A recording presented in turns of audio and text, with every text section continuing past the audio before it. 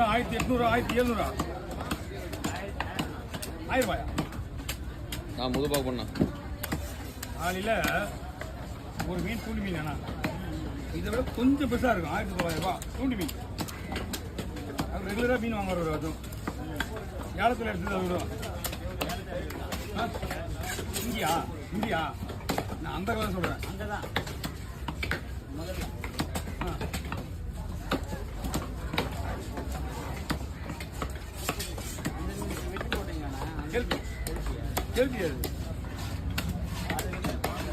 புரியல. அது கொஞ்சம் பற்றி இது குழந்தை பற்றி சாப்பிட மாட்டாங்க.